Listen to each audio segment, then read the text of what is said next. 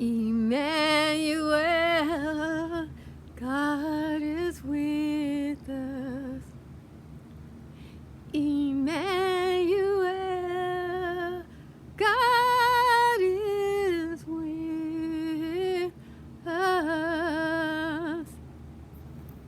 You may prefer pruning your raspberries when they're naked, and you can really see your spacing, where you want stuff, kind of thing, before the new branches come, and you got to be confused about that kind of thing, or cutting off some fruit. So I'm going to show you how yes, I in Southern California in zone 10 grow raspberries. Now I'm going to warn you up front. Don't expect any of those southern raspberry, blackberry patches. Don't expect any of those fancy East Coast raspberry patches. There are no weeds in the desert. It is a struggle and a journey to get any food to grow. But by the grace of God, I persevere. If you think there's a weed in the desert, quit watering. You will see. It's called dirt. It's called sand. So it's called rock. Rock soup I can make a lot of. But this is how I have this successful little patch of delicious raspberries. I've got two different varieties. I got both of mine from two different sources. I got one from Peaceful Valley, which is Grow Organic, and I got one from Indiana. So those are the two I would recommend. I've tried other sources, and none of the other berry plants were strong enough to survive in the desert. But those two growing companies, if you are in a challenging situation, their plants are strong enough to be able to deal with the condition, have a conniption fit, and then finally decide, okay, if this is the best I can do, I'm gonna just live here and try to bear some fruit and live my life. So that's what I got, and I want to show you how I tend to this little garden. Try to point out the circumstances that I have to do that are different from other people. Forget about full sun in the desert for raspberries, for any berries. Forget about full sun. Just let that go. When you hear that, just let it go. Whoop. We don't do that in the desert. No. We don't have weeds here. All those fears that, it's going to take over. Kudzu can't take over in Southern California. Everything you see there was planted by me. I have to grow my own weeds so that I have something to mulch. I have to buy the seeds and grow it. Keep that in mind, So when you are looking at planting videos, if you're in the desert, recognize that you're going to have to do some things different to prosper. I'm just saying. And if you do it, you can grow raspberries in the desert. You can grow blackberries in the desert, not a problem. You can have roses in the desert, not a problem. And they don't take a whole lot of water. They're just a little extra summer water, but the rest of the year, they're fine. I mean, they're dormant in the winter pretty much. So, anyway, let's get to it. Today, I am going to do a little bit of pruning in my raspberry patch. I know if you're used to looking at raspberry patches in the East Coast, you come see a raspberry patch in Southern California. This is 5 years old, okay? And that's what I have. And I'm one of the few raspberry patches in Southern California. So it's not a fast growing plant here. You don't get a whole lot. I got two different kinds. This was vintage raspberries, and those are fall golden raspberries. And you see I just have a few canes here, and so we're going to do a little pruning. I really don't have to prune. In Southern California, I don't have a whole lot of water, so I'm not going to get any disease. So what I do is quite different from anybody else. As you can see, these have fruited on the tip. I'm not going to cut the tip off. What I'm doing is I'm looking for buds. If there are no buds, that means the whole thing has fruited and this one's done. And that's what that looks like to me. So I'm going to get rid of this one right here. This one right here is finished. It's done. It's kaput. It's just taking its time to die.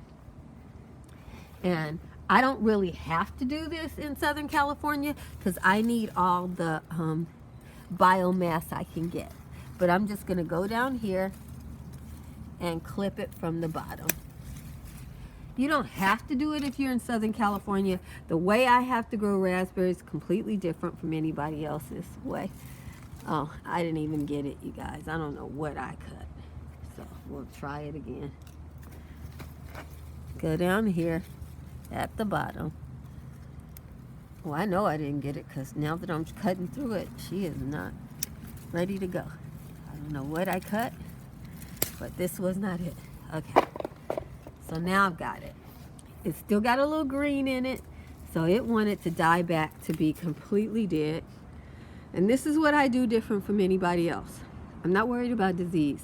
I don't have any whole lot of grass or any whole lot of water. I don't have any conditions to grow disease. Okay?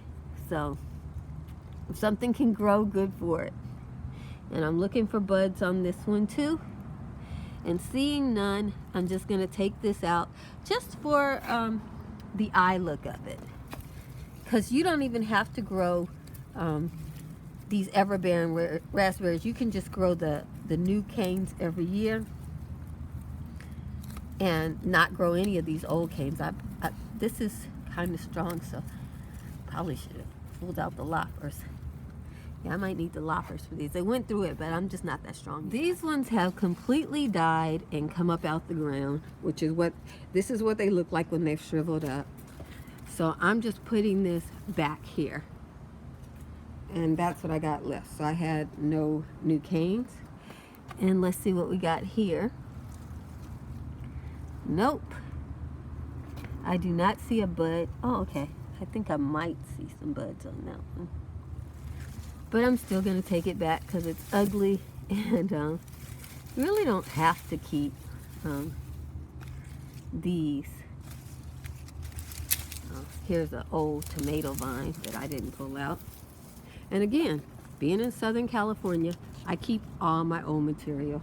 That's the only fertilizer I have, so I keep it. So, that one is budding out. So those other two that were giving me a problem probably would have budded out later too, but okay, I'm just down to one. No problem. And I'm gonna cut the tip of this one off because it already fruited down here and it's dried up. So there we go. Now I'm just gonna clean out some of this grass. I'm just laying it down so that it can fertilize the plant, that's all. And that's the reason why I wanted to pull some of those plants out so that I could pull up this grass, because I don't go into the raspberry bush patch weeding. You know, I just don't. I'm not that kind of gardener. And I'm just laying that grass on there, seeds and all, so it will regrow. It's one of my natural fertilizers. Grab some stuff over here.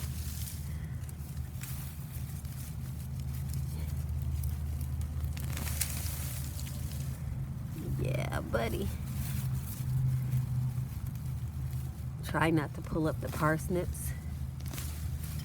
You never know. I always have grass. I could probably do a lawn out of this grass, but I'm not a lawn kind of girl. Okay, I'm just going to do the rest of that, but I'm going to go over here to my fall golden patch, and we're going to do that. With the fall goldens, I'm going to be a little bit more careful. This is budding out. See, it has a green bud on it, so you can't look at the brown color and say it's not going to do anything. It's probably going to bud all along here. The tips won't do anything.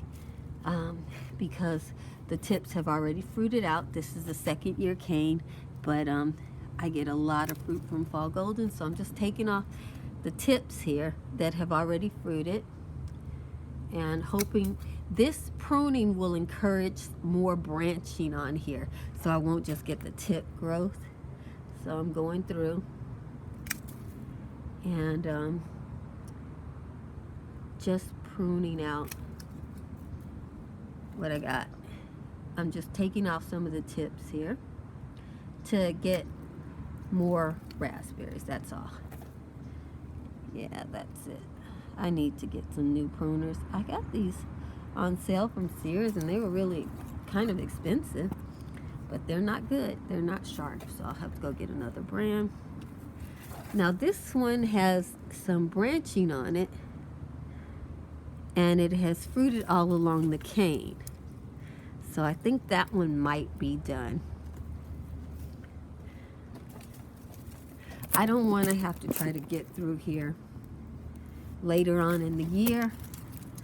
So since it has fruited all along the cane, I'm just going to take it down from the base there, right there. And you guys, I am not strong. I need to get my loppers. I'm going to lop that later. So I'm looking through. You see, this one is green and it just tip fruited. And even that tip is coming back with new growth. So it's gonna growth on the tip and it's gonna do some more from there. So snip off some more of these tips. That one was probably not even tip, because see, this still has leaves on the tip, so that probably hasn't even tip fruited yet. So I'm looking for the tips to cut off. You see how that's brown? That's tip fruited. I take both years of my fruit because I don't get a whole lot of, nothing is weedy in Southern California. It's a desert area. If I show you an area that I don't maintain, it looks like dirt, okay? Nothing grows on it. But, so here's another one that I'm just cutting off the tip. This is going to bud out. Those buds are good. But I'm trying to get it to give me even more buds so I can have a good harvest. This is all going to bud out. All of those you see there up to the tip is going to bud out. So I'm just encouraging more. This one is probably going to fruit really good this year. It's still green. It did do a little bit of tip fruiting, as you can see there. I haven't gotten all the tip fruit out yet. I'm just going to go down to here on this one. And this one, the tip has leaves on it. I was pulling out some grass from my sweet potato patch and accidentally did this. So sad about it. I exposed a new sweet potato to the surface.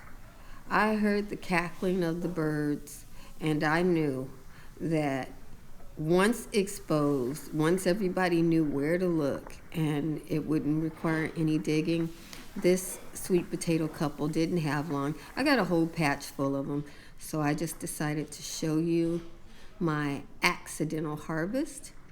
It looks absolutely delicious. If you want to take a look at my old sweet potato videos from last year and the year before, you can see how I grow them. So now that I've pulled my sweet potato up, these plants are permanent for me, so I'm just gonna pull the sweet potato off of the slip and put that slip back in the ground. The squirrel and the rabbit normally do that, but for some reason they're getting sick of sweet potatoes, so I got this one. You see it's got a brand new sweet potato on it, but hey, girls, I'm out of pumpkins. I gotta move on. Well, I hope you enjoyed this little series of mine, and I want you to know Jesus loves you, and I love you with all the Jesus in me. Be blessed, beautiful.